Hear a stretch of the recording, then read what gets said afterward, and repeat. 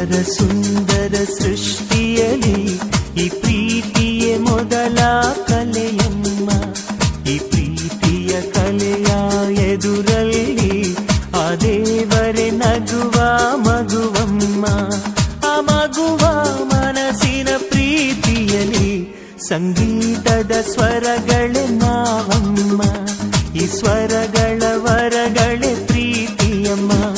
ಆ ದೇವರ ಸುಂದರ ಸೃಷ್ಟಿಯಲಿ ಈ ಪ್ರೀತಿಯೇ ಮೊದಲ ಕಲೆಯಮ್ಮ.